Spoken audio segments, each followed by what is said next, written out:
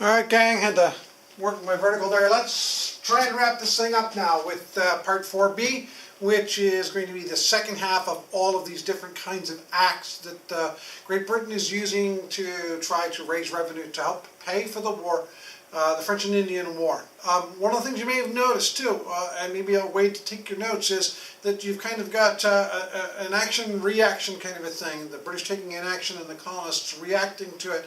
And this thing kind of pings back and forth. So just an idea.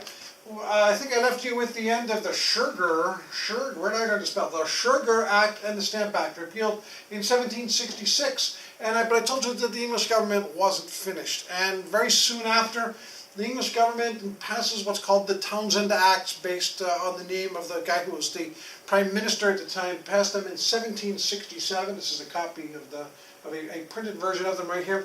And this is a tax on glass, paper, lead, paint, and tea. And you might say, man, that's a really odd assortment of products. Why are you bothering to tax those? And the reason they're taxing those particular products, I'm going to lean here now.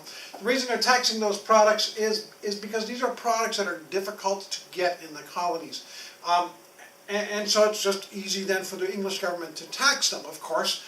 The Americans don't like any kind of taxes. These are very clearly designed to be raising money again, something they feel like they haven't been done before. So the colonists' response, protests again, they're going to continue to boycott, they're going to continue to try to smuggle. Because also, as part of the Townshend Acts, the British government passes a set of laws that are known as the Writs of Assistance. And the Writs of Assistance allow the British government and British officials to search people's private property without a warrant. If you've watched any kind of cop show now, everybody knows, do you have a warrant to search this thing? And to be perfectly honest, this is why you actually have that protection now, because in the 1760s you didn't have that protection.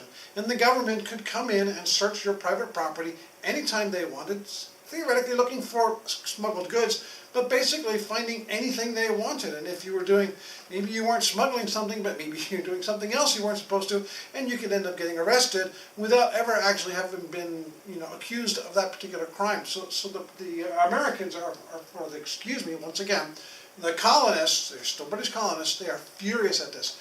They respond this time by starting what are called committees of correspondence. We had the Stamp Act Congress, where the people came together and met, but to be perfectly honest, in the 1700s, that's a pain. It's a pain to get together. You need to leave home. It's long travel, it's hard travel. You're going to be away from home for a long time. So rather than do that, they started these committees of correspondence where prominent colonial officials would write letters that became like giant chain letters that were sent up and down to all the colonies, so that people could see what was going on in their areas and what kinds of responses different groups were planning and taking out, so that again these areas could work together to coordinate effective responses to the British action. So once again, we've got these 13 at one time individual colonies working together. It's a big deal.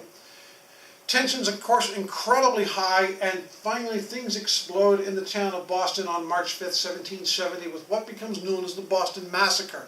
I think both groups talked about it a fair amount. This is Paul Revere's classic engraving of the Boston Massacre, with the British soldiers mowing down the defenseless Americans. This is Captain Preston, the leader of the British party, behind, exhorting his men on, raising his sword, waving it up. Thing to keep in mind, Paul Revere is a member of the Sons of Liberty, the terrorist group, if you will, and it is his job to control the information, to spin it, to make the information look like they want it to look. Because a more accurate representation of the Boston Massacre probably looks like this picture. It was dark. It was after 8 or 9 o'clock at night in Boston in the wintertime, which means it's dark. There are no electric lights. Preston was actually out in front of his soldiers, not standing behind. The crowd was not far away from the soldiers. The crowd was close enough to literally be beating the soldiers with clubs and sticks and rocks and that kind of thing. And in the formation that the British soldiers were drawn up in, they couldn't even see, the soldiers couldn't even see each other. So it was a riot.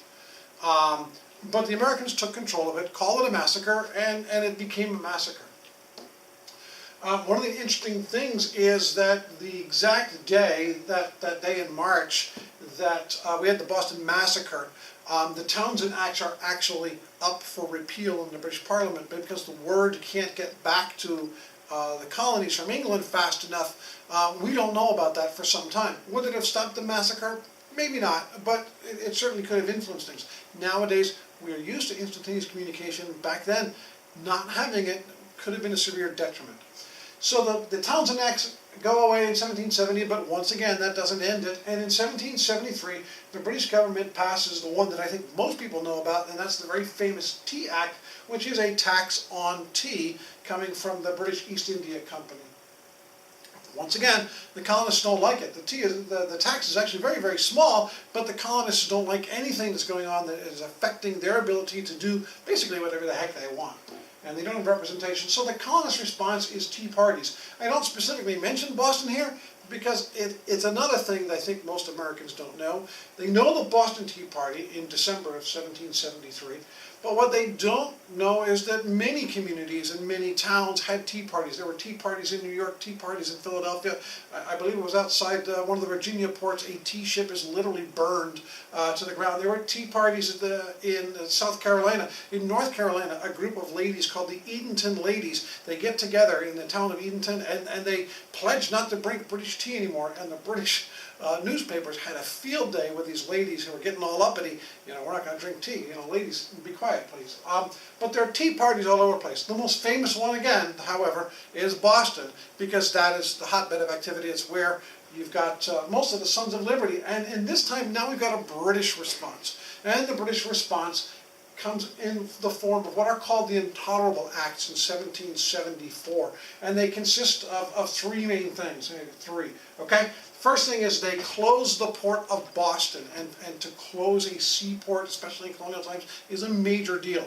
Probably, I'm guessing, but I would guess somewhere between 80 and 90% of the people in Boston make their living somehow off the sea or off of related port activities. And now the entire port's been closed. Nothing in, nothing out. And it devastates and crushes the town. This is actually a painting of the people of Boston chained in, and people from the other colonies feeding them so they can stay alive, and they're surrounded down here by the British Army.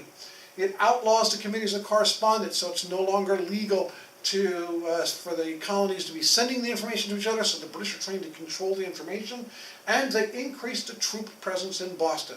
And we are now in 1774, and we are going to have a situation now which is going to lead directly to the beginning of the American Revolution. So, all in all, you can see how all of these different taxes just continue to raise pressure on the Americans to get them to want to resist, and this all comes out of trying to pay for the French and Indian War, that war that William Pitt said we need to do whatever it takes to win. So, I'm going to leave you here. This is the end of Part 4B. Hopefully you got it. If you have any questions, feel free to ask me when you come back.